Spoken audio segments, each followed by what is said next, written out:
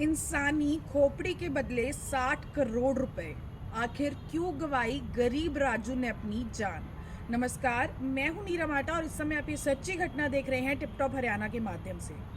गाजियाबाद में एक व्यक्ति जब सुबह 6 बजे सड़क के किनारे से जा रहा था, वह देखता है किस तरीके से झाड़ियों में एक शव पड़ा हुआ है जिसका सर धड़ से अलग हुआ है।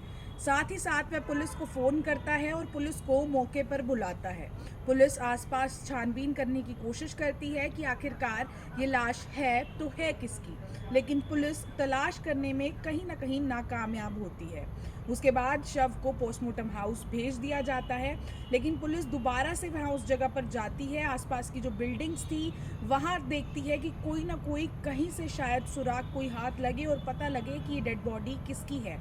पास की बिल्डिंग के 11th फ्लोर पे सीसीटीवी कैमरा लगा हुआ था।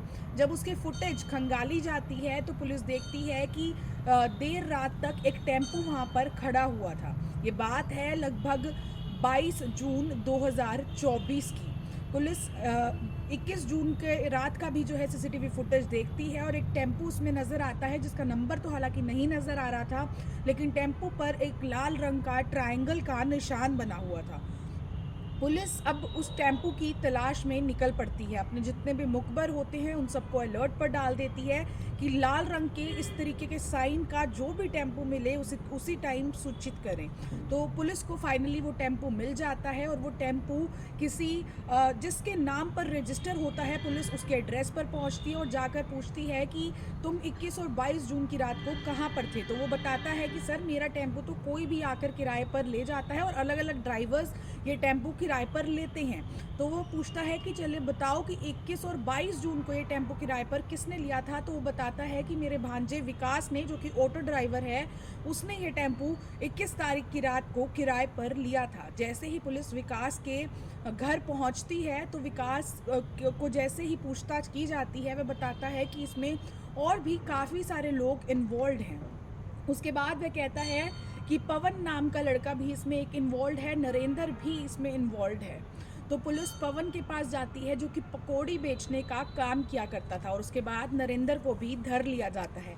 उसके बाद जब सारी पूछताछ तीनों से की जाती है तो वो तीनों बताते हैं किस तरीके से जो नरेंद्र नामक व्यक्ति था वह दिल्ली के गुरु तेग बहादुर हॉस्पिटल में काम किया करता था और एक दिन लिफ्ट में, वह एक लिफ्ट ऑपरेटर था और लिफ्ट में दो भाई आते हैं जिनमें से एक का नाम पंकज और दूसरे का नाम पवन होता है, जो कि तांत्रिक विद्या करते हैं। और वो कहते हैं कि तुम एक इंसानी खोपड़ी का इंतज़ाम कर दो जिसके बदले में तुम्हें 60 करोड़ रुपए मिलेंगे।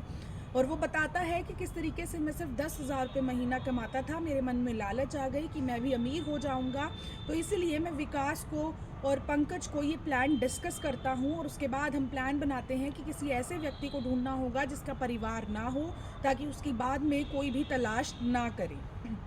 तो उनमें से जो पवन, जिसकी पकौड़ी की दुकान थी, वह बताता है कि राजू मेरी दुकान के पास ही पकौड़ी का ठेला लगाता है। उसके माँ बाप मर चुके हैं, वह बिहार का रहने वाला है और दिल्ली में अपने मामा के पास रहता है कि अगर वो गायब भी होगा तो उसकी शायद कोई भी जो है उसे ढूंढने की कोशिश नहीं करेगा। वह राजू को 15 जून 2024 को लेकर जाते हैं, उसको खिलाते पिलाते हैं। लगभग 5 दिन तक उसकी ऐसे सेवा की जाती है जैसे अपने जमाई की सेवा कर रहे हों और वह भी काफ़ी ज़्यादा खुश होता है कि उसे बैठे बिठाए सब चीज़ हाथ में मिल रही है।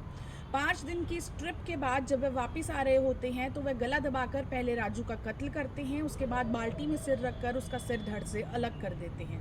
उसके बाद जैसे बाबाओं ने तांत्रिक जो विद्या करते थे, जैसे उन्होंने बताया था कि हमें बिल्कुल साफ़ सुथरी खोपड़ी चाहिए, उसकी आँखें, उसका नाक, उसका मुँह, सब चीज़ें उससे अलग कर उसमें से एक साफ़ सुथरी खोपड़ी निकाल कर उन्हें दे देते हैं। एक दिन बीत जाता है, 2 दिन बीत जाते हैं, लगातार वह दोनों क्रिया करने की कोशिश कर रहे थे, लेकिन कोई भी क्रिया काम नहीं आ रही थी। अब वो दोनों कहते हैं, जैसे ही वो नरेंद्र और पवन उनके बाबाओं के पास पहुंचते हैं कि तुमने पैसे देने का वादा किया था, तो वो कहते हैं कि तुम्हारी खोपड़ी जो थी उसमें सिर पर चोट लगी हुई थी जिसकी वजह से क्रिया नहीं हो पा रही है। पहले 3 लोग तो पुलिस को पहले ही पुलिस द्वारा पकड़े गए, जिनका नाम था पंकज, जो कि पंकज, पवन और साथ ही साथ नरेंद्र। लेकिन जो तांत्रिक भाई थे दोनों, वो दिसंबर में जाकर 24 दिसंबर 2024 में जाकर पुलिस के हत्थे लगे क्योंकि वे नेपाल की साइड भाग गए थे। लेकिन पुलिस के भी हाथ लंबे होते हैं। पुलिस ने उन दोनों को पकड़ा और सारा जब उनसे मामला पता किया तो उन्होंने बताया कि वे YouTube पर देखकर तांत्रिक विद्या सीखा करते थे और काफ़ी सारी लड़कियां उनके पास आया करती थी जो भी अपने पति को, अपने बॉयफ्रेंड को वश में करवाना चाहती है।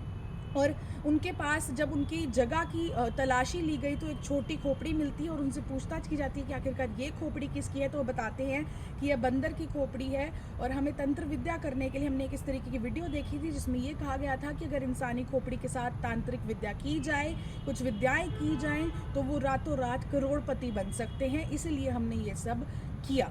इस कहानी को दिखाने का उद्देश्य किसी की भावनाओं को ठेस पहुंचाना बिल्कुल भी नहीं है, बल्कि ये एक सच्ची घटना है जिसके द्वारा आप लोगों को जागरूक करना हमारा उद्देश्य है और साथ ही साथ ये भी बताना कि तांत्रिक विद्या जैसी चीज़ों में बिल्कुल भी ना पड़े। यह सिर्फ और सिर्फ अंधविश्वास है।